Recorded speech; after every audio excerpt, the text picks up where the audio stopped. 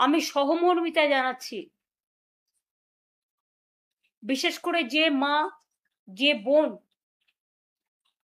অন্নপূর্ণা ভান্ডার না পেয়ে আত্মহত্যা করেছেন।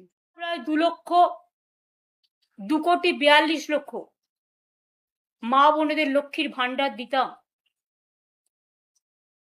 সাধারণ মা বোনেরা 1500 পেতেন, শিডিউল কাস্ট শিডিউল ট্রাইবরা 1700 টাকা পেতেন। এবং ইলেকশনের আগেও আমি মার্চ মাসেও দিয়েছি। 12 থেকে 14,000 মানুষের উপর কেস দিতে ব্যস্ত আপনারা। কেন দেখছেন না? কেন মেয়েরা অন্নপূর্ণা ভান্ডার পাচ্ছে না, লক্ষ্মীর ভান্ডার পাচ্ছে না? অন্নপূর্ণা ভান্ডার 1 মাস দেবেন, 3 মাস দেবেন না, পুজো পর্যন্ত বড়জোর দেবেন, তাও কিছু, সবাইকে নয়। দেখে দেখে দিচ্ছেন, চেকে চেকে দিচ্ছেন, বর্ণ দেখে দিচ্ছেন, ধর্মও দেখছেন না। আপনারা হিন্দু ধর্ম ভালোবাসেন না, আপনাদের হচ্ছে হিন্দুত্ব।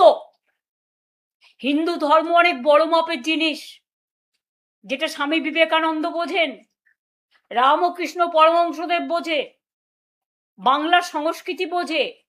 আপনারা বোঝেন না। লক্ষ্মীর ভান্ডার ফিরিয়ে দিন। আর যারা অন্নপূর্ণা ভান্ডার থেকে বঞ্চিত হয়েছেন, লক্ষ্মীর ভান্ডার থেকে বঞ্চিত হয়েছেন, আমি তাদের বলবো, তাদের নাম, অ্যাড্রেস, বুথ, ঠিকানা, কে কি করেন, কেন ক্ষমতা থাকা, যোগ্যতা থাকা সত্ত্বেও পাচ্ছেন না, তার লিস্ট পাড়ায় পাড়ায় নিজেদের মধ্যে সংগ্রহ করুন।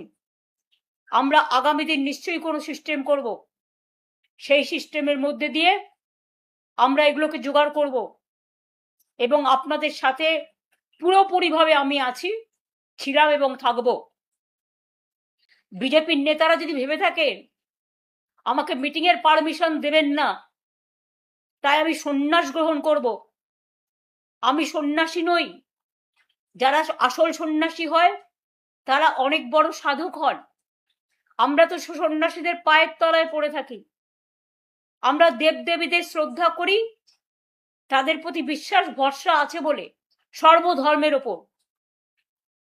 কিন্তু মনে রাখবেন, বিজেপিকে সন্ন্যাসে না পাঠানো পর্যন্ত আমাদের লড়াই থামবে না।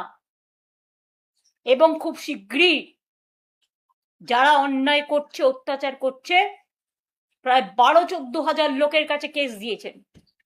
পুলিশ কি করছেন?